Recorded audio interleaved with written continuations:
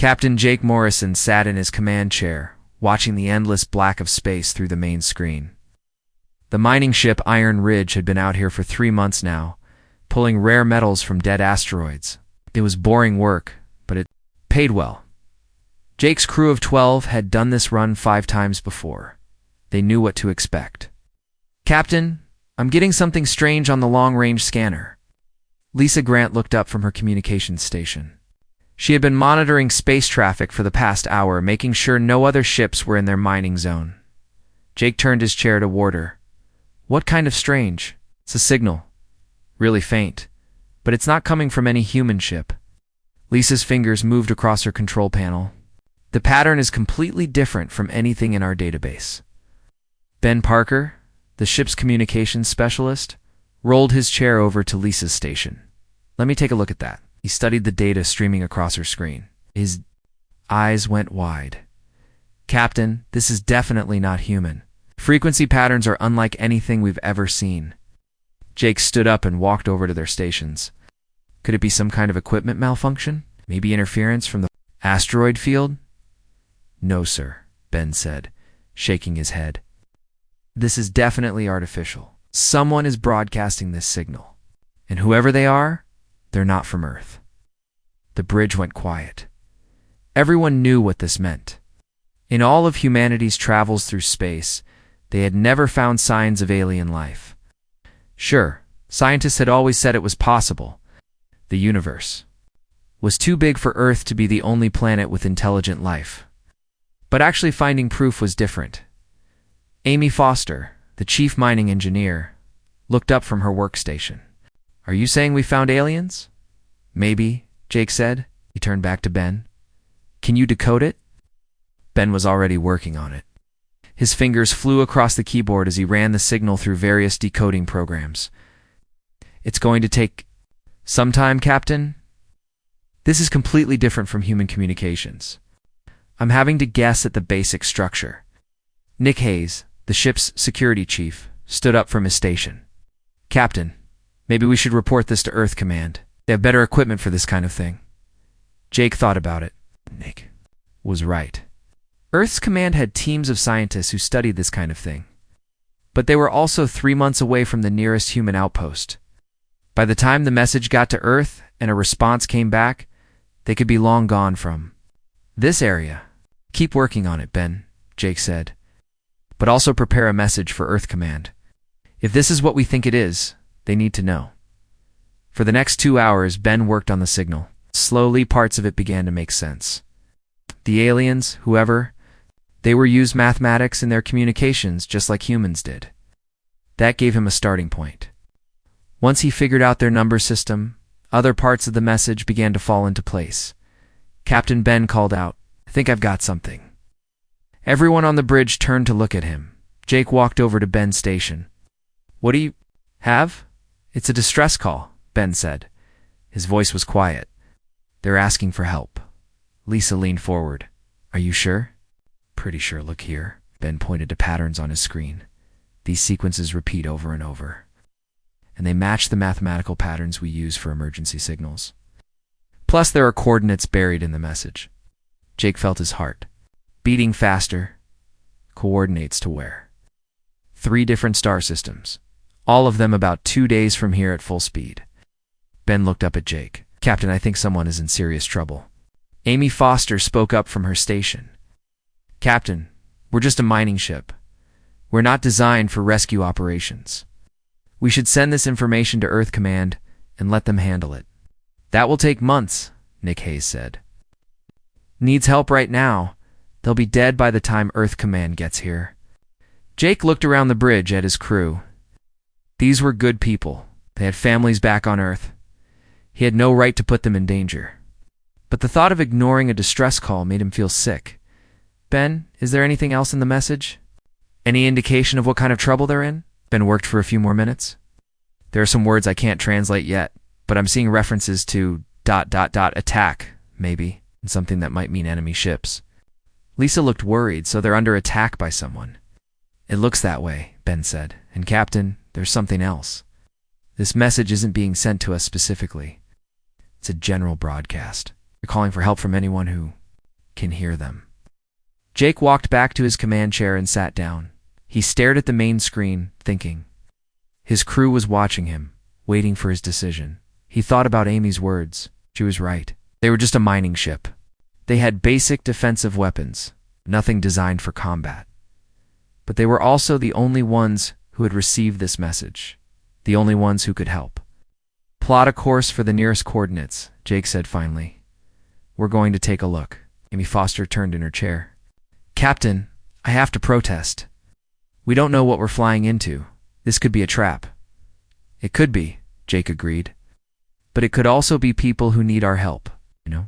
And if we don't try to help them, who will? Nick Hayes stood up. I'm with thee. Captain, we can't just ignore this. Lisa nodded. Me too. Someone is in trouble. We have to try. Ben was already working on the course calculations. Course laid in, Captain. We can be there in 36 hours. Jake looked around the bridge one more time. All right then. Take us out of the asteroid field and prepare for jump. We're going to answer a distress call. As the Iron Ridge turned away from the mining operation and toward the unknown, none of the crew knew they were about to change the course of galactic history. They thought they were just trying to help someone in trouble. They had no idea that their act of kindness would soon have the entire galaxy thinking that humanity was the greatest threat it had ever faced. The Iron Ridge dropped out of faster-than-light travel 36 hours later. Captain Jake Morrison stood on the bridge, watching the main screen as their destination came into view. What he saw made his blood run cold. My God, Lisa Grant whispered. From her communications station, the planet below them was beautiful. Blue oceans and green continents were visible through swirling white clouds. But the space around the planet was full of ships. Huge dark vessels were firing bright energy beams down at the surface. Explosions bloomed like deadly flowers across the planet's cities. Captain, I'm reading at least 20 enemy ships, Nick Hayes reported from his security station. They're bombarding the surface. Looks like they've been at it for hours. Ben Parker was working frantically at his communications panel. I'm picking up hundreds of smaller ships trying to escape the planet. They're running from the attack. Jake felt sick watching the destruction. Any signs of the people who sent the distress call? Yes, sir, Ben said. I'm getting signals from the surface and from some of the fleeing ships. Same communication patterns. As the original message, Amy Foster looked up from her engineering station. Captain, those attacking ships are massive. Each one is at least 5 times bigger than us. Our weapons won't even scratch them. We're not here to fight, Jake said. We're here to help with the evacuation, he turned to Lisa. Open a channel to the nearest fleeing ship. Let's try to make contact. Lisa worked at her controls. Channel open, Captain. Jake took a deep breath. This would be humanity's first conversation with an alien species. This is Captain Jake Morrison of the human vessel Iron Ridge. We received your distress call. How can we help? The response came quickly. It was a mix of sounds unlike anything Jake had ever heard. Musical notes mixed with clicking sounds and what might have been words. But the Iron Ridge's computer was working to translate it. Coming through now, Captain, Ben said. A mechanical voice spoke through the bridge speakers. Unknown vessel, you must flee this place. The Korath have come to destroy all life on our world. You cannot help us. Save yourselves. Jake leaned forward. We want to help you evacuate your people. How many ships do you have? How many people need rescue? There was a long pause before the alien voice replied. You want to help us, but you are unknown to us. Why would you risk your lives for? Strangers? Because it's the right thing to do, Jake said simply. Lieutenant Commander Alex Stone, the ship's second officer, was working with the translation software. Captain, I think there might be a problem with the translation. These words might not be coming through correctly. But Jake was focused on the alien ship. What do you need us to do? We can carry refugees to safety. The alien's response was confused. You speak of refugees as if you care for their lives. But you are clearly a warship from a warrior species. Why do you not join the Korath in their conquest? Alex Stone looked worried. Captain, I think the translation software is making mistakes. The aliens might not understand what we're saying. Before Jake could respond, Alarms started blaring throughout the Iron Ridge. Captain Nick Hayes called out, "Two of those big ships are turning toward us. They're powering up weapons." "Evasive action," Jake ordered. The Iron Ridge turned hard to the left just as bright energy beams cut through the space where they had been. "Return fire," Jake said. "Target their weapons. Systems only. We don't want to hurt anyone unnecessarily." The Iron Ridge's smaller weapons fired at the approaching ships. The beams struck the enemy vessels, but barely left marks on their thick armor. "Direct hit, but no damage," Nick reported. "Captain, our weapons aren't strong enough." Ryan Brooks. The ship's pilot was pushing the Iron Ridge through a series of tight turns to avoid the enemy fire. "These guys are slow," he said, "and keep us away from them, but I can't do it forever." Meanwhile, the alien ship they had been talking to was broadcasting something on all frequencies. Ben was translating as fast as he could. "They're sending a message to all the other ships," Ben said. "Wait, this doesn't sound right. What are they saying?" Jake asked, still watching the enemy ships chasing them. Ben's face went pale. "Captain, according to this translation, they're warning all the other ships that were allied with the attackers. They're telling everyone that humans are a new enemy species working with the Korath." "That's not right," Jake said. "Alex, fix the translation." Alex was typing frantically. "I'm trying, Captain, but the software is having trouble with their language. Some of our words are being translated as threats." The situation got worse quickly. The fleeing alien ships began to scatter in all directions. Instead of running from just the Korath, they were now running from the Iron Ridge too. "Captain," Lisa said, "I'm picking up broadcasts from multiple alien ships. They're all sending the same message to different parts of the galaxy." "What message?" Jake asked, though he was afraid he already knew. "They're warning everyone about a new Deathworlder species called humans. They're saying we're working with the Korath to destroy peaceful civilizations." Jake felt the blood drain from his face. Deathworlder species? Dr. Kate Williams, the ship's medical officer, spoke up from her station. "Captain, I've been scanning the alien ships. Their life signs are very different from ours. Lower bone density, slower reflexes, smaller muscle mass. If they evolved on a peaceful world with no predators, they might see us as natural killers. But we're trying to help them," Amy said. "They don't know that," Dr. Williams replied. "To them, we probably look like monsters," Ryan Brooks called out from the pilot's seat. "Captain, I'm seeing more alien ships jumping away from the system. They're all running from us now." The Korath ships had stopped chasing the Iron Ridge and were now focusing on destroying the remaining refugee ships.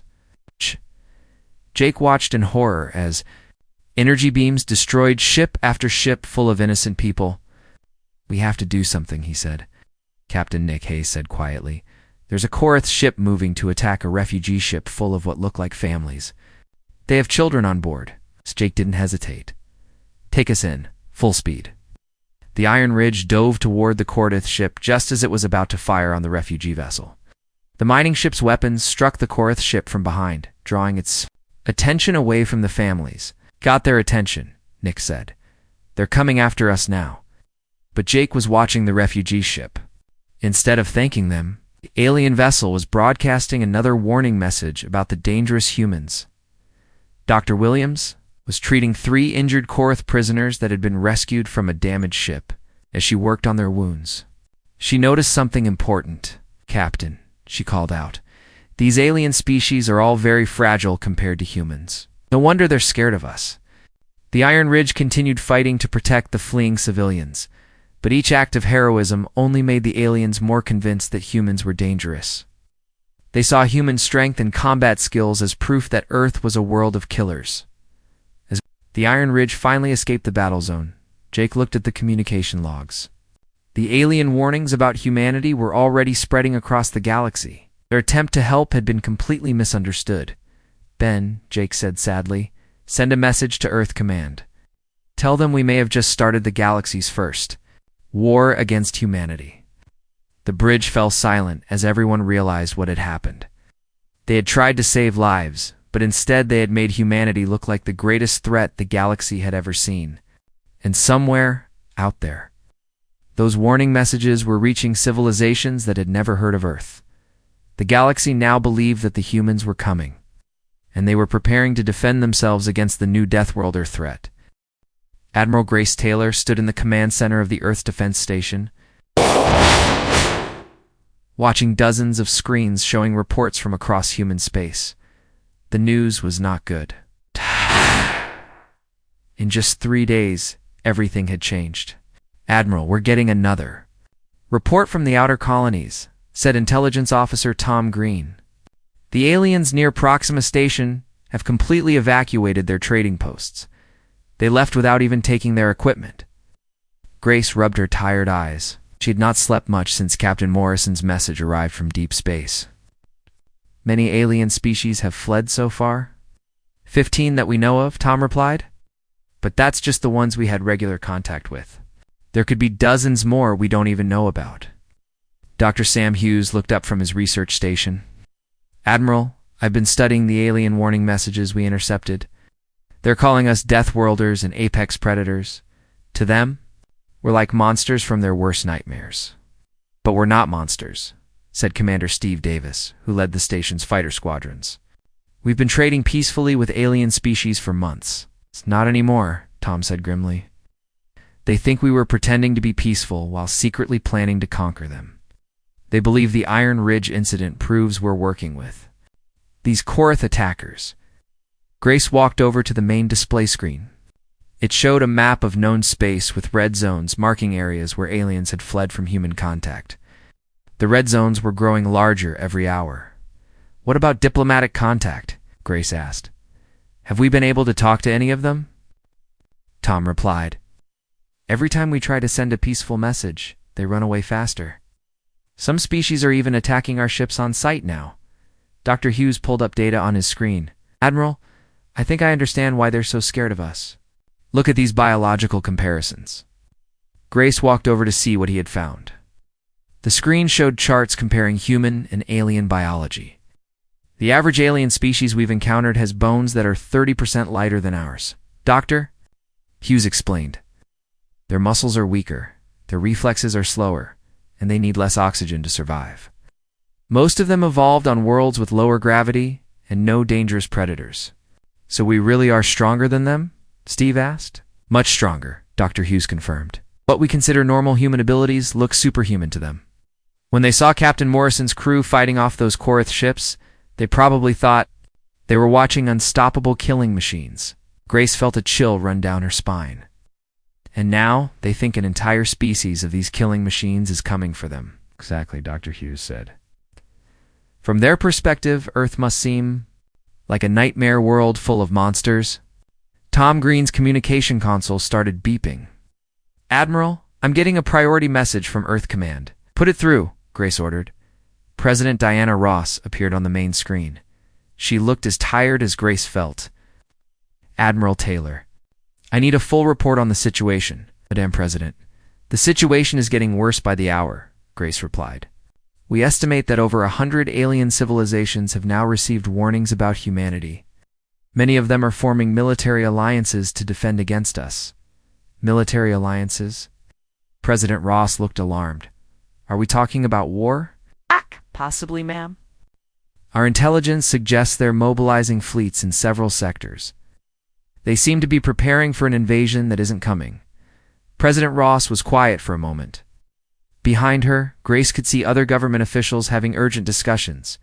"Admiral, I'm sending you additional ships and personnel. I want you to try diplomatic contact with any alien species willing to listen." "Ma'am, we've tried. They won't talk to us." "Then try harder," President Ross said firmly. "I won't have humanity's first contact with alien civilization end in war because of a misunderstanding." After the president signed off, Grace turned to her staff. "Tom, I want you to monitor all alien communications. If there's any chance for peaceful contact, I want to know about it immediately." "Yes, ma'am," Tom replied. "But Admiral, there's something else you should know. The alien messages aren't just warning about us. They're also asking for help." "What kind of help?" "Military help. They want other species to send warships to stop the human expansion before it's too late." "Admiral, if they're calling for military help against us, we need to prepare our defenses. We can't just wait for them to attack." Grace knew he was right. but the thought of preparing for war against species they had tried to help made her sick. Start mobilizing the fleet, but keep it defensive. I don't want to do anything that makes us look more threatening than we already do. Dr. Hughes was still studying the alien data. Admiral, there's something interesting here. Not all the alien species are the same. Some of them seem tougher than others. What do you mean? Grace asked. Well, most of the species that are running from us evolved on very peaceful worlds, but there are a few mentions of species they call minor Deathworlders. These seem to be aliens that evolved on slightly more dangerous planets. Are they afraid of us too? Hard to tell. Messages about them are different. Less panicked. Tom Green suddenly sat up straight at his station. Admiral, I'm getting something. It's a message from an alien ship. They're requesting communication. Grace felt a surge of hope. Put it through. The main screen flickered, and an alien face appeared. It looked somewhat like a cross between a lizard and a bird, with bright yellow eyes and scales that changed color as it spoke. Greetings, humans, the alien said in heavily accented but understandable English. I am Commander Vexcathor of the Zephyrian Republic. We have been monitoring the situation. This is Admiral Grace Taylor of Earth Defense, Grace replied carefully. We're very glad to speak with you. We know of your species' recent ... difficulties with the peaceful races, Commander Vexcathor said. They fear you greatly. We mean them no harm, Grace said quickly. We were trying to help them. We know this, the alien commander replied, surprising everyone on the bridge. We have studied the transmissions from your Captain Morrison's ship. We understand that you were attempting rescue operations. Grace felt a wave of relief. Then, you know we're not allied with the Korath, correct? But you must understand. Most species in this galaxy evolved on what you would call garden worlds. Planets with no predators, no natural disasters, no evolutionary pressure to become strong. To them, your species appears to be the ultimate predator. We're not predators, Steve said. We're explorers and traders. Commander Vexcathor made a sound that might have been laughter. Young warrior, your species survived on a world that would kill most galactic species within days. You are absolutely predators.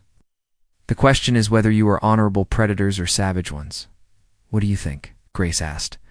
We think you are honorable. But we are also what the peaceful species would call Deathworlders. Our world had predators and challenges. We understand strength used for protection rather than conquest. Can you help us communicate with the other species? Grace asked.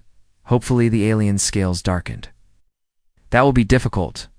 The peaceful races are already forming a great alliance. They plan to strike at Earth before your Deathworlder fleet can spread across the galaxy. Grace felt her heart sink. How long do we have? Perhaps 2 of your weeks before they're combined. Fleets reach human space. Admiral Taylor, you must understand something important. There are over 300 peaceful civilizations in this alliance. Even though each individual ship is weak, their combined fleet will number in the thousands. The bridge fell silent as everyone absorbed this information. Thousands of ships, all coming to destroy humanity because of a misunderstanding. Is there any way to stop this? Grace asked. Perhaps, Commander Vexcathor said. But it would require proof that humans are protectors, not destroyers. And that proof would need to be very dramatic indeed. As the alien commander's image faded from the screen, Grace looked around at her staff. They had 2 weeks to prevent a war that could destroy Earth, and the only way to do it was to prove that humanity were the good guys in a galaxy that had already decided they were monsters. Tom, Grace said quietly, send a message to all human ships. Tell them to prepare for the largest fleet action in human history. Admiral Grace Taylor's fleet jumped into Villani space 12 days later. She brought every ship Earth could spare. 43 vessels ranging from massive battleships to small medical frigates. It was the largest human fleet ever assembled. Admiral, sensors are picking up massive energy signatures ahead, reported Colonel Pete Johnson from the Marine Command ship. Looks like we're not the first ones here. The main screen showed a scene of complete chaos. Hundreds of alien ships, filled the space around 3 different planets. But instead of the organized battle Grace had expected, she saw ships fleeing in all directions while larger, darker vessels hunted them down. "Those are Korath ships," said Commander Steve Davis, studying the tactical display. "They're attacking everything that moves." Dr. Jennifer Kim looked up from her medical station. "Admiral, I'm reading massive civilian casualties on all 3 planets. The Korath aren't just attacking military targets. They're trying to wipe out entire populations." Grace realized what was happening. The Galactic Alliance had come to fight humanity, but they had arrived to find the Korath already destroying the Vellani worlds. Now the peaceful alien species were caught between 2 enemies, the Korath, who were actually killing them, and the humans they believed were coming to help finish the job. "Communications, try to contact the nearest alien ship," Grace ordered. Lisa Adams, now serving as the fleet's communication officer, worked at her controls. "I've got a response, Admiral, but they're not happy to see us." The alien voice that came through the speakers was panicked and angry. "Human Deathworlders, you have come to complete the Korath conquest. We will not surrender our children to your slaughter. We're here to help you fight the Korath," Grace replied. "We are not your enemies." Lies. "All species know that Deathworlders work together to destroy the peaceful races. You cannot deceive us." Before Grace could respond, alarms started ringing. Throughout the fleet, Admiral Steve called out, "Korath, battleships are moving to intercept us. The Alien Alliance ships are also powering weapons. We're about to be caught in crossfire." Grace made a quick decision. "All ships, ignore the Alien Alliance vessels. Focus only on protecting their civilian transports from Korath attacks. Not fire on anyone except the Korath." "But Admiral," Pete Johnson protested, "if the Alliance ships attack us while we're fighting the Korath, we'll be sitting ducks." "That's an order, Colonel. We're here to save lives, not take them." The battle began immediately.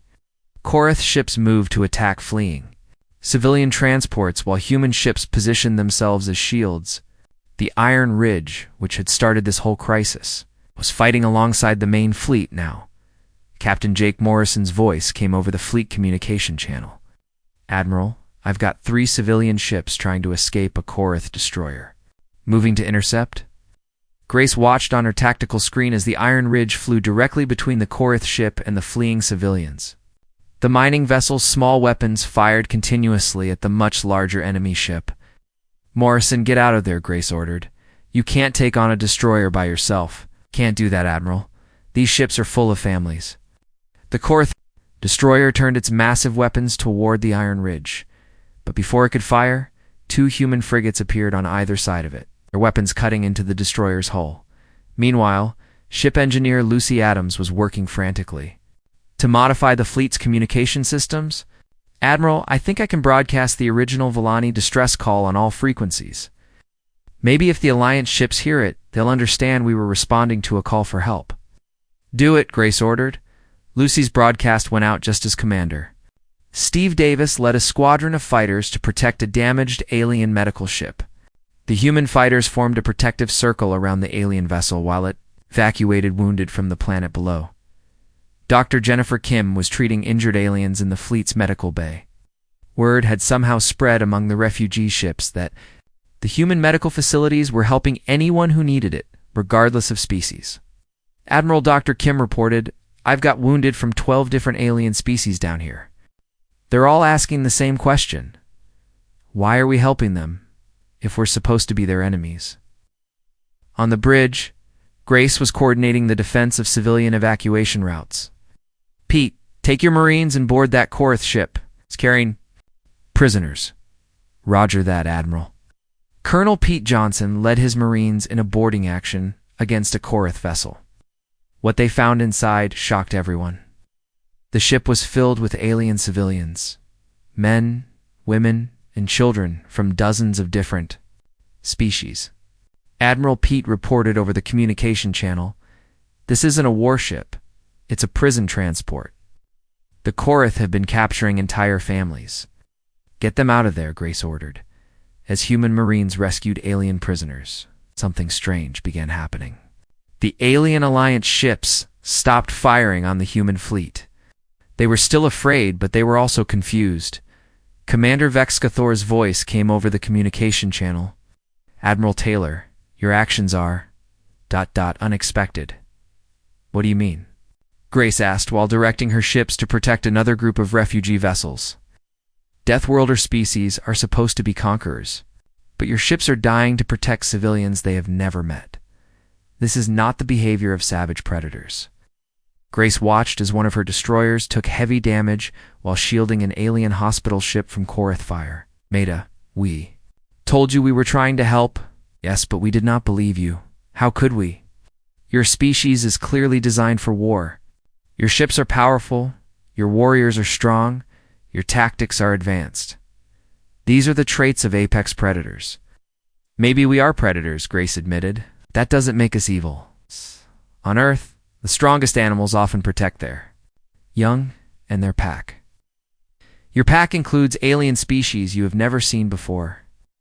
Grace looked around her bridge at her crew working to save alien lives. Apparently it does. The battle continued for hours. Human ships fought desperately to protect alien civilians while taking fire from both Korath attackers and confused Alliance vessels. Many human ships were damaged or destroyed, but not a single civilian transport was lost while under human protection. Commander Steve Davis called in from his fighter squadron. "Admiral, something's happening. The alien Alliance ships are starting to target the Korath instead of us." Grace felt a surge of hope. Are they beginning to understand? "I think so. One of their ships just saved our medical frigate from a Korath cruiser." Lucy Adams looked up from her communication station. "Admiral, I'm getting messages from several alien commanders. They want to coordinate with us against the Korath." "Them through," Grace ordered. Multiple alien voices came over the speakers, all speaking at once in different languages. But the translation software was working better now, and the message was clear. They wanted to work together. "This is Admiral Taylor," Grace said. "We welcome your assistance in protecting the civilian population." The tide of battle began to turn. Human tactical knowledge combined with alien numbers proved devastating to the Korath forces. Ships that had come to fight each other were now working side by side. But the real change came when the rescued alien prisoners began broadcasting their own messages. They told the galaxy that humans had risked their lives to save them, explained that human Marines had treated them with kindness and given them medical care. Admiral Tom Green reported from the intelligence station. "The prisoner testimonies are spreading across the galaxy. Other alien species are starting to question the warnings about humanity." Grace allowed herself a small smile. Maybe we can end this without destroying each other after all. As the last Korath ship fled or was destroyed, Grace looked at the mixed fleet of human and alien vessels working together to rescue survivors. It wasn't the first contact scenario anyone had imagined, but perhaps it was better. They had found each other not through careful diplomacy, but through shared sacrifice in defense of the innocent. The galaxy was beginning to understand that humans might be Deathworlders, but they were Deathworlders who chose to protect rather than destroy. 3 weeks after the battle in Villani space, Captain Jake Morrison stood on the bridge of the Iron Ridge, watching something he never thought he would see. Alien ships were flying alongside human vessels, working together as one fleet. "Captain, we're getting a transmission from the Galactic Council," Lisa Grant reported from her communication station. "They want to speak with you personally." Jake felt nervous. The Galactic Council represented over 500 different alien species. They were the closest thing to a government that existed in known space. They wanted to talk to a simple mining ship captain. "Let's put it through," Jake said. The main screen filled with alien faces.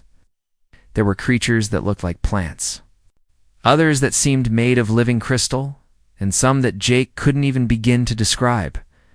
At the center sat a being that looked somewhat like a tall, thin human with blue skin and silver eyes. Captain Morrison, the blue-skinned alien, said, "In perfect English, I am Speaker Zolvenka of the Galactic Council. We owe you an apology." Jake was surprised. "An apology?" "Yes. When your ship first responded to the Villani distress call, we believed you were allied with the Korath Empire. We now know this was wrong. Your species was trying to help, not harm." Parker looked up from his station. "Speaker, Our translation software made mistakes during first contact. We never meant to sound threatening. We understand this now, Speaker Zolvenka replied. We have studied the recordings from your ship. The translation errors made both sides misunderstand each other. Dr. Kate Williams stepped forward. Speaker, we've learned a lot about your species in the past few weeks. We understand why you were frightened of us. Yes, Dr. Williams. Most council species evolved on peaceful worlds. To us, your physical capabilities seemed impossible. Thought you'd must be monsters.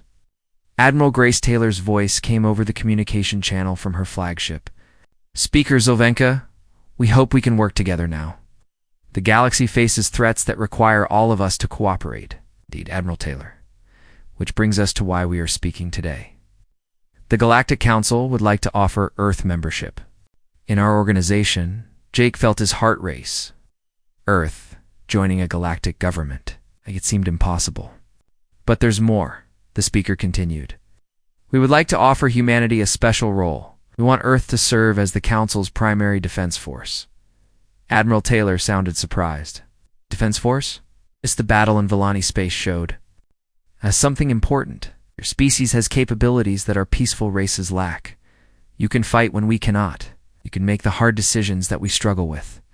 Commander Vex Cathor appeared on a smaller screen. Zephyrian had become humanity's strongest supporter in the Council.